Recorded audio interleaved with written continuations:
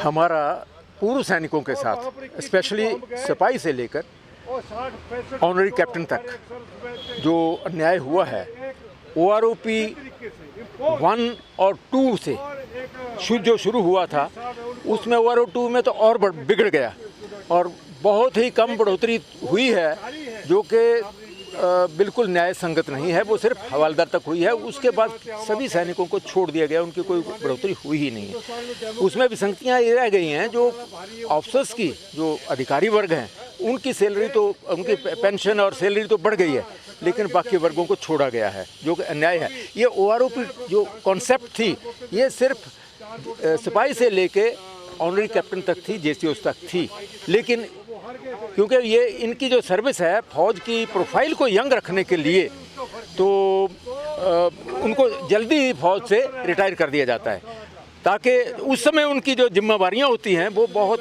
Peak पर होती हैं। लेकिन अफसर जो हैं वो 60 साल की नौकरी कर सकते हैं, उसके बाद रीएम्प्लॉयमेंट की फैसिलिटी भी उनको है, लेकिन जो जवानों के लिए नहीं है।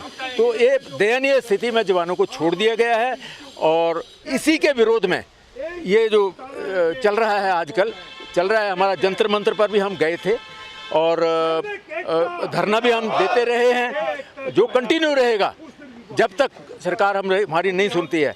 हमारी जो देखिए वीरांगनाएं हैं, उनकी जो पेंशन है वो 50% से 30% हो जाती है जब उनका आदमी फिर से चला जाता है, जो कि न्याय संगत नहीं है, क्योंकि जिम्मेवारी उसके ऊपर, औरत के ऊपर पड़ जाती है और उनका परिवार पालना मुश्किल हो जाता है। तो ये जो है सरकार को सुनना चाहिए।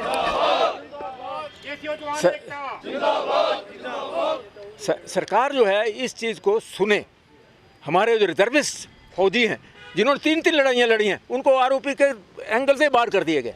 प्री मेचर रिटायरमेंट, मैं पहली बार सुना है कि प्री मेचर रिटायरमेंट जो जवानों के लिए एप्लीकेबल है। जवानों की कोई प्री मेचर रिटायरमेंट नहीं होती है और ना आज तक थी।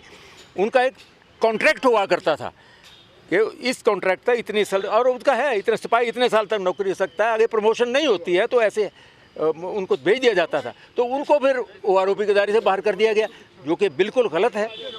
तो हमारी सरकार से यही गुजारिश है कि हमारे हर मुद्दे को सुने। हमने सारे पॉइंट अपने दिए हैं, बार बार दिए हैं, तो इसको सुने ताकि जवान जो है वो सुखी रह सके।